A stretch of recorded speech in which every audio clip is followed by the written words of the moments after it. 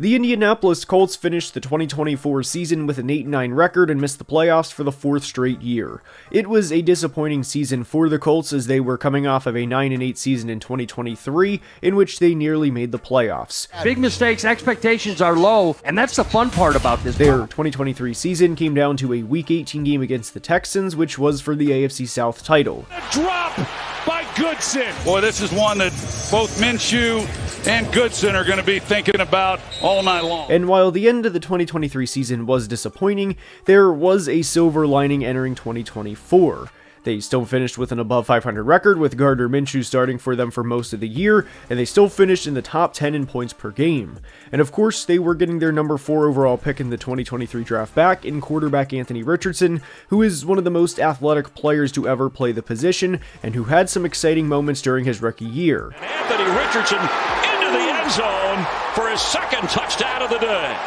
But 2024 was a long year for the Colts. They started out with an 0-2 record as they lost to the Texans and Packers, and aside from one play against the Texans, you know the play, AR did not look good. He got hurt against the Steelers in Week 4 and eventually came back a few weeks later. But what the 2024 Colts season is most known for better or worse, is the incident that happened in Week 8 against the Texans. And it was when Anthony Richardson voluntarily took himself out for a play because he, quote, needed a breather, end quote, in a game the Colts would go on to lose. For you to tap out in that situation is the most ridiculous thing that I have ever heard. He tapped out of the last game. They are now tapping out on him. What the hell is going on over there? That was obviously not a good look for the second-year quarterback, and it made national headlines for all the wrong reasons. Richardson was benched after this game, but eventually became the starter a few weeks later before suffering what became a season-ending injury in Week 16 against the Titans. And within Anthony Richardson's second season, there were a lot of ups and downs within his play, and if we're being honest, there were a lot more downs than ups. And given the fact the Colts spent the 4th overall pick on Richardson 2 years ago, along with the Colts not winning a playoff game since all the way back in 2018, well, GM Chris Ballard, head coach Shane Steichen, and Anthony Richardson himself are all in the hot seat entering 2025. And this is the definition of a now or never year. But how will the Colts do in 2025? Well, we're going to break everything down in today's video. If you could like the video before we start, I would really appreciate it, and without further ado, let's begin.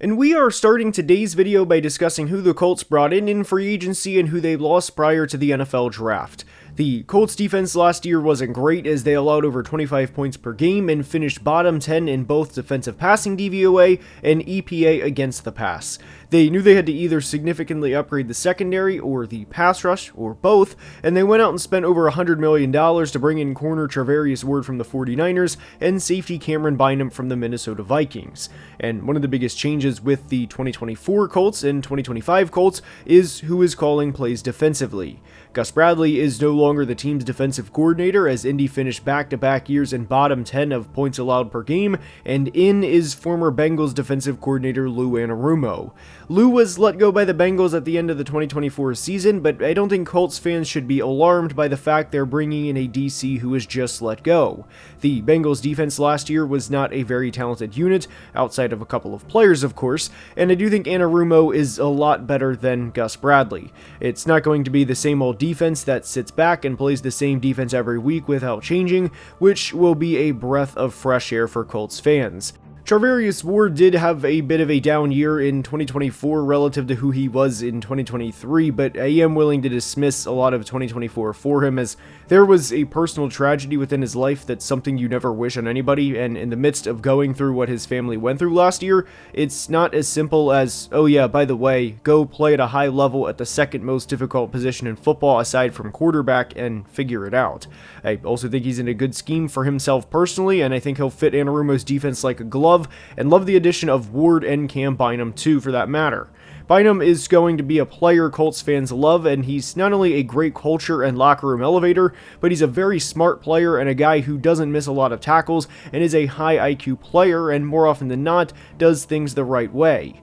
Indy also brought in quarterback Daniel Jones on a 1-year $14 million deal, and that signing to me is a message of in case of emergency break glass. In case AR does not perform well, then we're going to play Daniel Jones and hope for the best. Sure, you can make the argument they overpaid for Daniel Jones, but it's a 1-year deal, and I don't think Indy missed out on anybody specifically because of the Daniel Jones contract. So the $14 million part to me is kind of overblown because, again, it's a one-year deal. Now, they did lose some players in free agency as they lost center Ryan Kelly and guard Will Fries, both to the Vikings in free agency, as well as Dayo Odegbo to the Bears. And credit Chris Ballard for getting ahead on this one as they drafted both Matt Gonzalez and Tanner Bortolini in the 2024 draft, meaning they are not completely hopeless heading into 2025 along the interior offensive line. They also lost safety Julian Blackmon to the Saints in free agency, and the legend himself, the Elite Dragon, Joe Flacco, as he is back with the Cleveland Browns.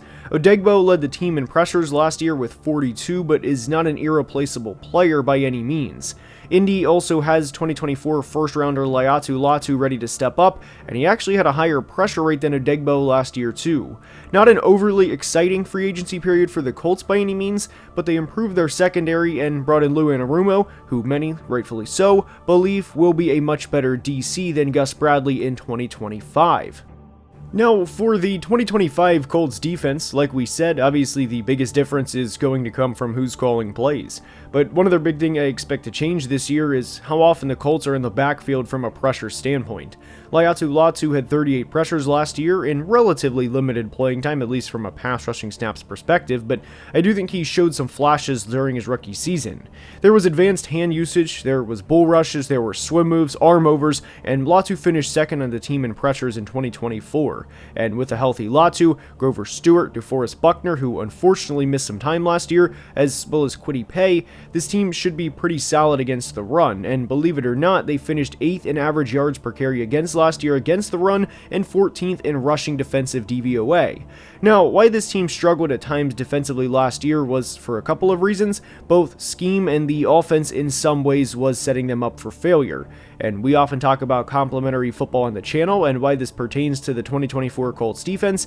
is the offense could not sustain drives. They were dead last in average time per drive and 30th in average plays per drive. So even if you had the 85 Bears or the 2000 Ravens out there defensively, combined with the fact the Colts offense finished 29th in turnovers, naturally there was only so much the defense could do, and that doesn't even factor in what the Colts were doing against the pass last year defensively speaking. Now, the Colts' rushing defense at the beginning of the 2024 season wasn't just bad, it was historically terrible, as they allowed 474 rushing yards in the first 2 games of the year. That equates to 237 yards per game, but after that, the run defense really settled in and allowed 150 yards just twice in the remaining 15 games. Linebackers Cam McGrone and Segun Olubi are going to have to step up, and those are the true wild cards of the Colts defense entering the year, and they will certainly be tested early and often. Another wild card will be rookie corner Justin Wally, depending on how much Lou Anarumo plays him, and the linebackers' lack of experience outside of Zaire Franklin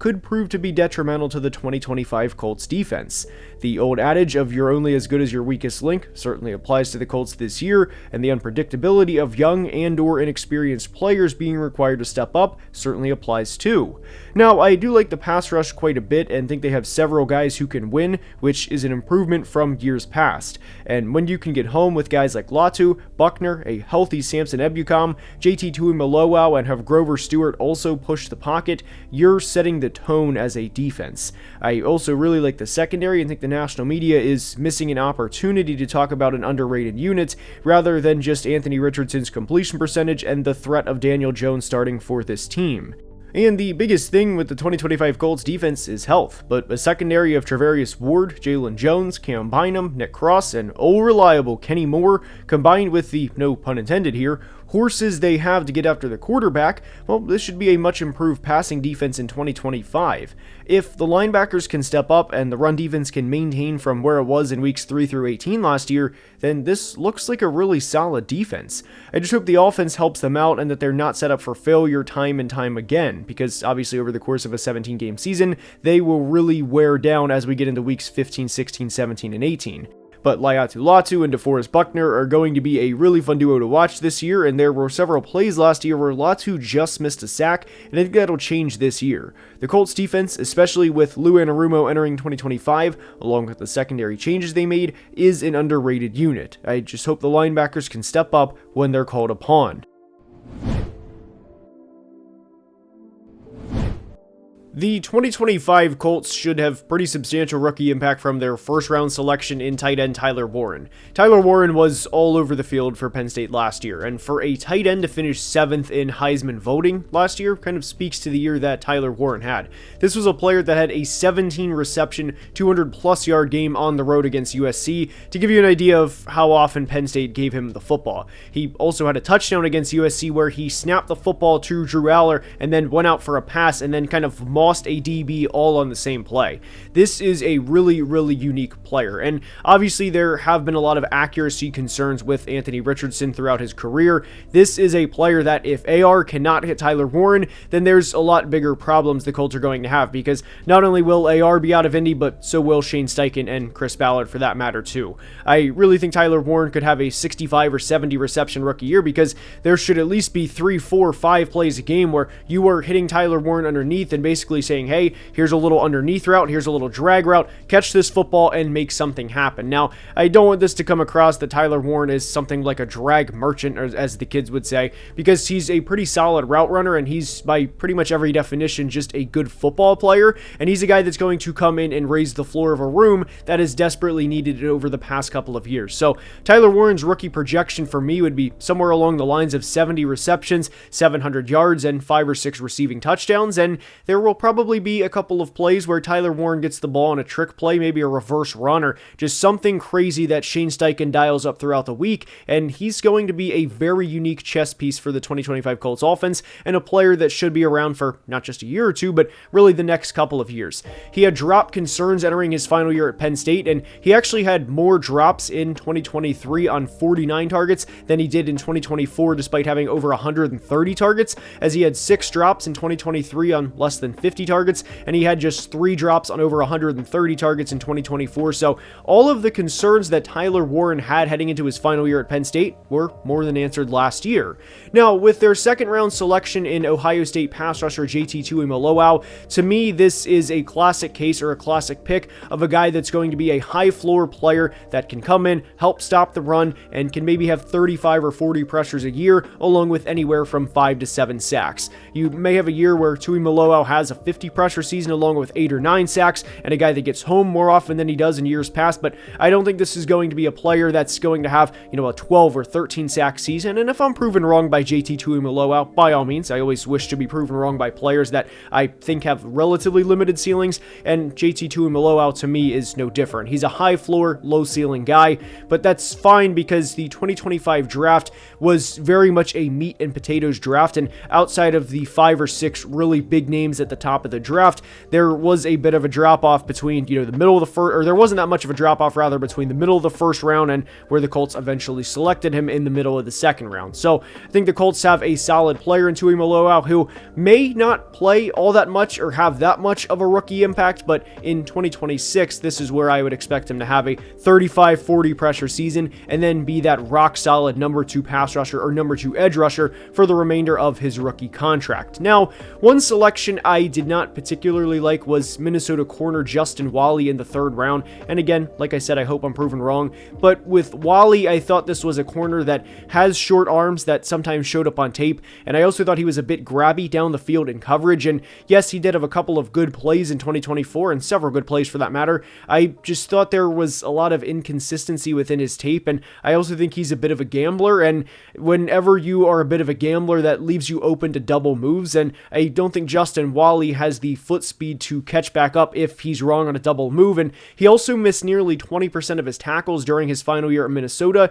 and very rarely do you go up in level of competition going from the Big Ten to the NFL, and your tackling percentage and your tackling form magically gets better overnight. So to me, Justin Walley was a very high risk, maybe high reward corner. We'll see how that pans out. And for reference, I had him past the 140 mark on my top 150 big board, so I didn't like the value that Indy had with Justin Walley at pick 80. But again, I hope I'm wrong and hope that they receive a player that will come in and play contributive and significant snaps and not just be a depth corner and a guy that eventually starts for the Colts over the course of his rookie contract. But I definitely did want to note the concerns that I had with Justin Walley and why I kind of criticized this selection when it was made.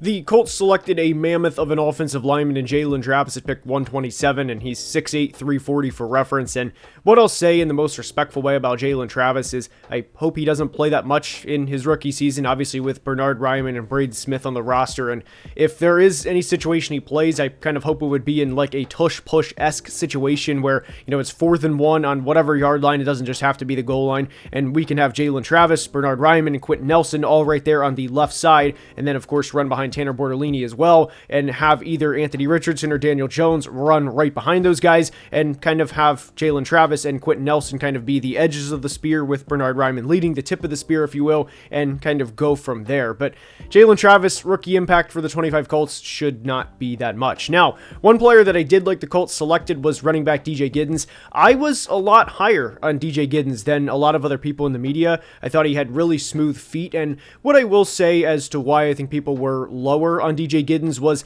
he's a bigger back, but doesn't necessarily play like a bigger back, but he has really good feet, and he's pretty elusive despite being over 210 pounds, and I think it'll be a good change of pace back behind Jonathan Taylor, and I don't think it's unrealistic for Giddens to have 300 or 400 rushing yards in his rookie season, along with 3 or 4 rushing touchdowns. This was a player that had 69 missed tackles forced in 2023, and had 55 missed tackles forced in 2024 during his time at Kansas State, and there's a very clear role for Giddens on this team, and if he can stay healthy along with Jonathan Taylor, this will be a good 1-2 punch, especially behind this offensive line. The biggest rookie impact for the 25 Colts should, of course, be expected from Tyler Warren, a player that was selected in the top 15 of the 2025 draft, along with, honestly, DJ Giddens. The biggest thing with JT Tuimoloau this year specifically is having everybody in front of him, mainly Kwity Paye, and then, of course, last year's first-round pick, Laiatu Latu, so inevitably there's going to be a couple of players in front of him, or a bit of a logjam on the depth chart for Tuimoloau to legitimately have a rookie impact, unless either player gets injured or unless JT comes in and is an absolute menace in training camp and the first couple of games of the preseason. But that's going to wrap up the rookie impact, and I think the biggest impact, like we said, is going to come from, of course, Tyler Warren and DJ Giddens, who I do believe is an underrated player heading into 2025. Unfortunately, the worst part about football is injury, and between the time that I recorded the Colts rookie impact and with where we are currently in the present day is a 3 to 4 day span, and within those 3 to 4 days, it was announced that Justin Wally tore his ACL and is out for the entire 2025 season. Now, I don't want to shy away from what I said and act like I didn't have concerns about Justin Wally as a player, but what I will say is that I hope he comes back next year, proves me wrong, and makes me look like an idiot, and I am wishing nothing but the best for him in his recovery, and hope that he is ready to contribute and come back healthy for the Colts to make an impact in 2026. The 2025 Colts offense. I think we all know how this is going to start and what the discussion revolves around. That's going to be third-year quarterback Anthony Richardson, and I hate to be so blunt or so direct, but guys, this is a really good offense, and you look around at Jonathan Taylor and Josh Downs and Adonai Mitchell and Michael Pittman and Alec Pierce and Bernard Ryman, who is rightfully so recently given a contract extension, and he is a very underrated player and a player that I don't think gets enough love nationally, as well as Quentin Nelson. Everybody knows how good Quentin Nelson is, and he'll probably be a gold jacket at some point. And even with Tanner Bortolini and Matt Gonzalez, both players who were rookie interior offensive linemen in 2024, I thought both players showed a high enough floor to the point where they can build on that in 2025 and kind of use that as a stepping stone. And there were certainly times where each player was beat, but I didn't look at even at the times that they were beat and think that, man, this is going to resemble a 2015 or 2016 or really the early days of Andrew Luck type offensive line, because even without Bortolini and Gonzalez, Braden Smith and, like we said, Ryman and Quentin Nelson are still 3 really good offensive linemen. So what this is going to boil down to a lot of in 2025 is third-year quarterback Anthony Richardson and how he progresses this year. Now, full transparency with how we do the team previews behind the scenes, we are at a point where, we do work a couple of days ahead and sometimes, 5, 6, 7 days ahead for a team preview. But now that preseason games are starting and are officially underway, I am recording this the morning after the Colts preseason game against the Ravens, in which Anthony Richardson left with a dislocated finger. That is the frustration that I don't think you're ever going to see grow out of Anthony Richardson at this point. And the frustration within that play was there was clearly a hot route within the play, and Richardson slid the protection to the left. And I know there were some people initially that blamed the right tackle for picking up the the part of the blitz that he did, but he did his job because as an offensive lineman, you always pick up the interior rush. So he did his job, but Richardson had to know off the start that, hey, if I'm sliding protection to the left, that I have to give a quick glance to the right in case there is a free runner. And we are entering Richardson's third year, and sure, there can be conversation and dialogue had between Shane Steichen and Anthony Richardson about, hey, you should do this next time around. But the fact that we are still having these types of conversations in year 3 has me pretty dejected after just one preseason game. Now, we'll have the Daniel Jones conversation, but with Anthony Richardson specifically, I am just at this point frustrated with where things look to be heading into 2025. Now, one thing I do want to be clear with is I don't think AR is this big dummy that's just this big athletic freak that's 6'4", 240, runs a 4.4 40, and can throw the ball from Indianapolis to Fort Wayne, Indiana. There was a play last year against the Jets where AR really showed pocket maturity and a true pocket presence where the Colts were up a couple of points before half. There was 8 seconds left. They had the ball on their own 40-yard line, and there was pressure from the tackle or from the edges. AR steps up into the pocket, and while in the midst of this, protects the football. It's not like he held the football up here the entire time, so he specifically stepped up with purpose into the pocket and moved the ball along the way so that there was no way an edge rusher could come by and clip the football in the process, threw the ball, and it hit Michael Pittman directly in the hands, and it bounced off Michael Pittman's hands for a drop. And that was another thing last year that was not discussed by the national media, was how many passes were dropped, thrown by Anthony Richardson. Now, there is a case to be had where he throws the ball with a lot more velocity at times than you'd like, but this one specific play at least was a good representation of who Anthony Richardson can be at times. But specifically pertaining to the 2025 Colts, I think there's far too much inconsistency with Anthony Richardson, and unfortunately the one big play in the preseason showed where we still are with him, and that's unfortunately at this point in time a 23-year-old project quarterback.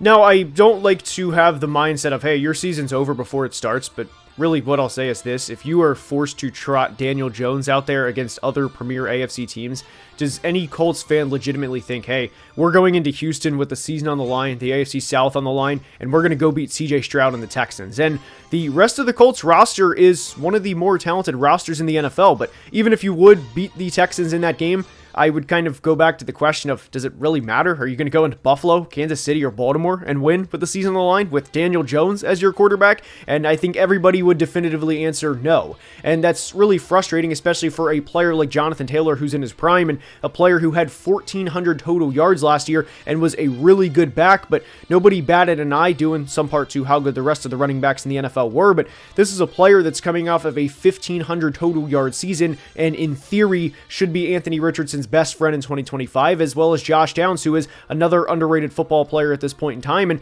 we also have to talk about Tyler Warren, who we did, of course, talk about during the rookie impact. And Tyler Warren had a good preseason debut against the Ravens. I don't want to read too much into that, but I do think Tyler Warren is going to be a good player for this team for a long time. And in some ways, Tyler Warren is going to kind of be like a mattress at the tight end position where, hey, it's 3rd and 6, hell or high water. We're just going to throw the ball to the big 6'6", 260-pound guy and move the chains. But when you look at this offense, this is a really, really well-constructed offense by Chris Ballard, outside of one position, and unfortunately that is the most important position in all of sports. You have a great running back, you have not one good receiver, but 2 receivers that can win in various ways in Josh Downs and Adonai Mitchell, and Michael Pittman's obviously not a bad player either, and now we have a really good first-round tight end, as well as a good offensive line that's had several